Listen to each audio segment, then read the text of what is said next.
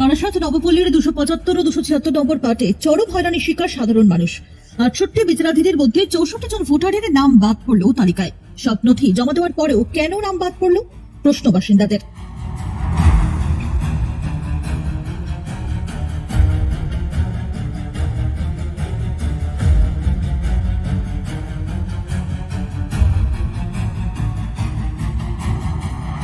জানা গিয়েছে বারাসাত পৌরসভার 175 নম্বর বুথে 68 জনের নাম বিচারাধীন অবস্থায় ছিল। নতুন তালিকা প্রকাশ হতে দেখা যায় 64 জনের নাম তালিকা থেকে বাদ পড়েছে। নতুন ভোটার তালিকায় উঠেছে মাত্র 4 জনের নাম। এরপরই ভিটে মাটি ছাড়া হওয়ার ভয় গ্রাস করেছে এলাকাবাসীর মনে।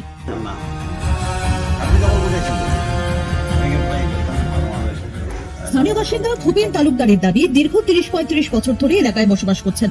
সমস্ত নথিপত্র জমা দেওয়ার পরেও তালিকা থেকে বাদ দেওয়া হয়েছে তার নাম। কমিশনের বিরুদ্ধে হয়রানির অভিযোগ তুলছেন তিনি। এগুলো হলো সব পলিটিক্যাল ব্যাপার, এক দলের পলিটিক্যাল ব্যাপার নিয়ে আমরা সাধারণ মানুষের আতঙ্কিত মুক্ত হচ্ছে। আপনি কত বছর ভোট দিচ্ছিলেন? আমি 3-4 বার ভোট হয়ে গেছে আমার। আপনি কি এদেশে? হ্যাঁ, এখানে আছে।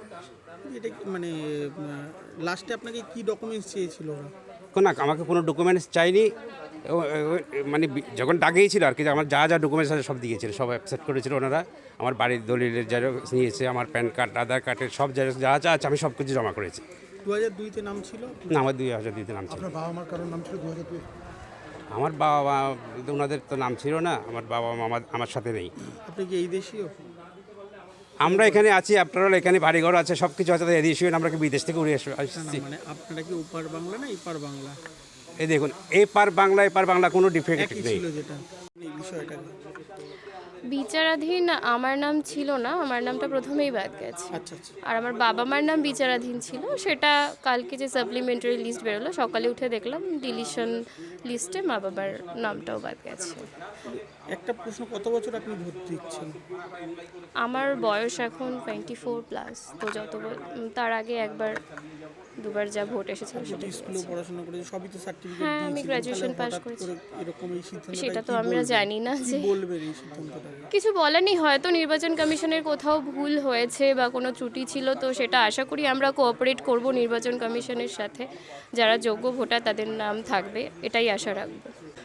গাফিলতি টাকার সেটা তো আমি ঠিক বলতে পারবো না, সেটা বলা আমার পক্ষে শ্রেয় নয়, কারণ ওনারা অনেক বড় লেভেলের অফিসার যারা আছেন তারাই বলতে পারবেন যে যারা এই কাজের সাথে যুক্ত। আমি বলার কেউ নেই, আমি অতি সামান্য একজন নাগরিক।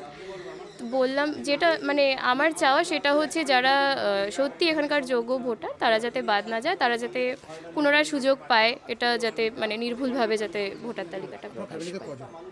আমরা 4 জন ভোটার। কতজনের নাম বাদ গেছে?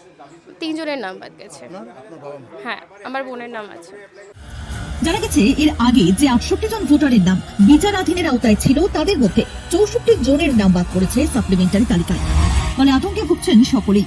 1997 সাল থেকে ভারতে বসবাস করছে সমীর দত্তের পরিবার। একাধিকবার ভোট দিয়েছেন। যাবতীয় বৈধ নথি জমা দেওয়ার পরেও তার পরিবারের 3 সদস্যের নাম তালিকা থেকে বাদ পড়েছে। হ্যাঁ, ডিলিটেড হয়ে গেছে। আমি তো মিনিমাম তো 5-6 বার ভোট দিয়েছি। ঠিক আছে। হ্যাঁ। আপনি কোথা থেকে এসেছিলেন?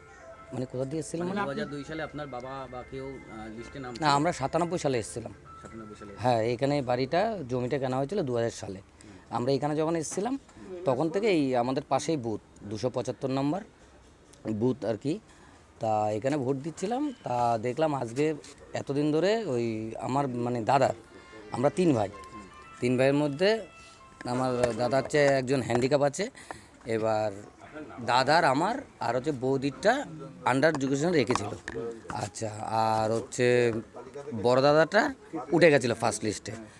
আর আজকে লিস্ট বেরিয়েছে, দেখলাম যে আমাদেরটা মুছে গেছে।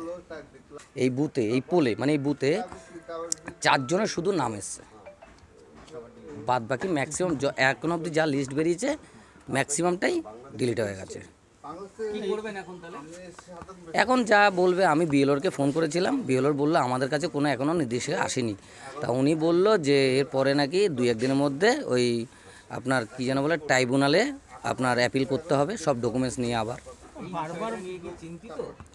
চিন্তিত তো অবশ্যই, স্বাভাবিক, কারণ হচ্ছে সামনে ইলেকশন।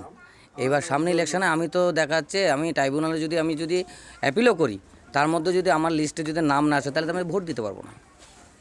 এটাই তো। তাহলে আপনার ফ্যামিলি কতজন হলো টোটাল? আমার ফ্যামিলিতে 3 জন হয়েছে। কজনের ফ্যামিলি আপনাদের? আমাদের হচ্ছে 5 জনের ফ্যামিলি, তার মধ্যে 3 জনের বাদ গেল। 3 জনের বাদ গেলে আর 2 জনের আছে। সব ডকুমেন্টস দিয়েছে। সব ডকুমেন্টস দিয়েছিলাম, কি হয়েছে রয়েছে আমরা বাংলাদেশকে জানি। কবার যেতে হয়েছিল আপনাকে? একবার দুবার, কেন দুবার এসেছিল, দুবার এসে তারপর হিয়ারিংয়ে যেতে হয়েছে। আপনারা কবে এসেছিলেন? আমরা বাংলাদেশ থেকে এসেছি 94 সালে। যা যা ডকুমেন্টস চেয়েছিল দিতে পেরেছিলেন? সবই দিয়েছিলেন? ভোটও তো দিয়েছেন কয়েকবার। ভোটও দিয়েছি কতবার ভোট দিয়েছেন? 3-4 ভোট তো দিয়েছি, 3-4 বার। হ্যাঁ, বলবেন এই হয়রানির অভিযোগ তুলে নির্বাচন কমিশনের দিকে আঙুল তুলেছেন ক্ষুব্ধ বাসিন্দারা। পরিস্থিতির জন্য কেন্দ্রীয় সরকার এবং নির্বাচন কমিশনকে দায়ী করছেন সকলে। তো মূলত এটা নির্বাচন কমিশনের বাদনামির ফল। আজকে সাধারণ মানুষ হয়রানি হচ্ছে। এই যে 64 জনের নাম বাদ গেল, এই 64 জন আমরা দেখেছি বিগত দিনে অনেকবার ভোট দিয়েছে, আমরা নিজেরা সাক্ষী, সবই তো আমাদের পাড়ার মানুষ।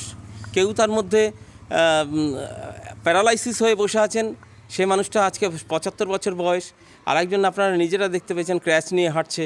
তো এই সমস্ত সাধারণ মানুষকে হয়রানি করা এটা মোটেই ঠিক না, যার ফলে বামপন্থী ইউনিয়নের পক্ষ থেকে নির্বাচন কমিশনকে জানানো হয়েছিল যে সমস্ত বৈধ ভোটারের নাম এখানে রাখতে হবে। যারা বিগত দিনে ভোট দিয়েছে তার মানে সে বৈধ ভোটার, বৈধ ভোটারকে আমাদের এখানে রাখতে হবে। আমরা চাইছি, এতজন রয়েছে। হ্যাঁ, আমার এলাকাতেই এতজন রয়েছে, তাহলে এরকমভাবে দেখা যাচ্ছে টোটাল বাংলায় হয়তো দেখা যাবে 50 লাখ লোকের নাম বাদ চলে গেছে।